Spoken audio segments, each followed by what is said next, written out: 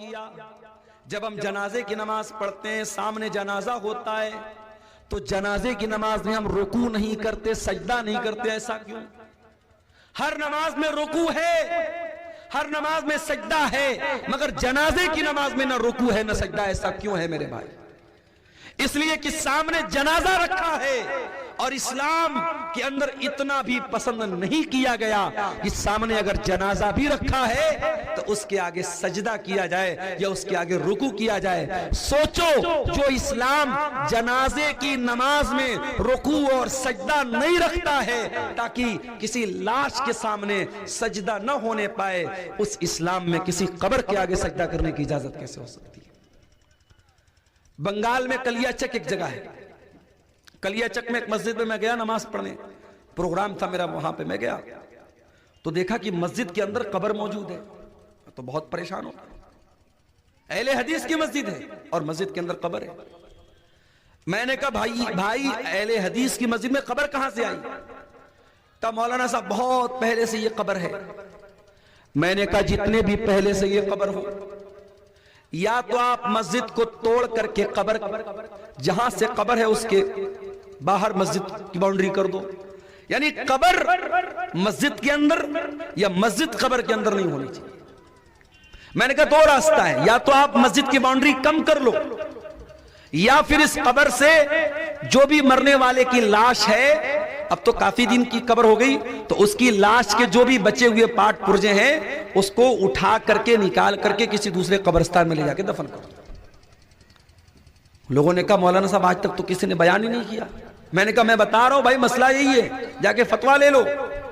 جمعہ میں نے وہاں پڑھایا، جمعہ میں بھی میں نے یہ بات بیان کی، اور میرے یہ جمعہ کا بیان کرنے کے کچھ دنوں کے بعد مولانا جرجیس صاحب کا بھی وہاں پروگرام، انہوں نے بھی اپنی تقریر میں یہ بات کہی کہ قبر کو مسجد سے نکالا جائے۔ الحمدللہ اس پر عمل ہوا اور اب وہاں سے مسجد سے قبر کو ہٹایا گیا۔ یہ کوئی معمولی مسئلہ نہیں ہے میرے بھائی، یہ بہت سخت مسئلہ ہے۔ اللہ کے نبی نے اپنی وفات کے لمحات میں، اپنے آخری لمحات میں بھی کہا تھا، لعن اللہ الیہود والنصارى، اللہ کی لعنت و یہودیوں کے اوپر، اللہ کی لعنت و عیسائیوں کے اوپر، اتخذوا قبور انبیائہم مساجد، انہوں نے اپنے نبیوں کی قبروں کو مسجد بنا لیا، سجدہ کرنے کی جگہ بنا لیا۔ اسلام میں قبر کے آگے سجدہ کرنے کی اجازت نہیں، اسی لیے جنازے کی نماز میں بھی آپ سجدہ نہیں کرتے، رکوع نہیں کرتے۔ اچھا جنازے کی دعا کتنے لوگوں کو یاد ہے؟ ذرا ہاتھ اٹھا کے بتاؤ تھا، کتنے لوگوں کو یاد ہے؟ ایمانداری سے بتانا، جھوٹ موٹ ہاتھ مت اٹھانا۔ دیکھیے اتنا بڑا مجمع ہے اور کافی لوگ ایسے ہیں جو ہاتھ نہیں اٹھا پا رہے، یہ افسوس کی بات ہے۔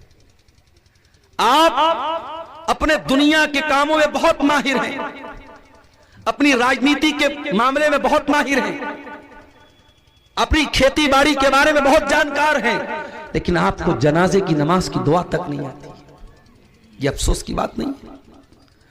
جنازے کی نماز میں اللہ اکبر کا امام صاحب نے پہلی تکبیر کے بعد سورہ فاتحہ پڑھے گا، بسم اللہ الرحمن الرحیم، الحمدللہ رب العالمین الرحمن الرحیم مالک یوم الدین، ایاک نعبد و ایاک نستعین، اہدنا الصراط المستقیم صراط الذین انعمت علیہم غیر المغضوب علیہم ولا الضالین، آمین، سورہ فاتحہ پڑھے گا۔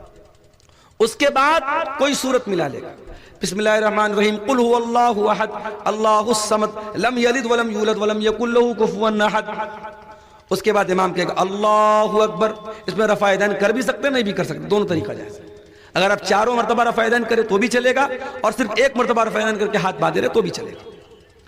ایک بار اللہ اکبر کا سورہ فاتحہ پڑھا، کوئی سورت پڑھی، اب دوسری مرتبہ امام نے اللہ اکبر کا، آپ کیا پڑھیں گے؟ آپ اللہم صلی علی محمد وعلی آل محمد کما صلیت علی ابراہیم وعلی آل ابراہیم انکا حمید مجید، اللہم بارک علی محمد وعلی آل محمد کما بارکت علی ابراہیم وعلی آل ابراہیم انکا حمید مجید۔ درود شریف پڑھا، پھر امام نے کہا اللہ اکبر۔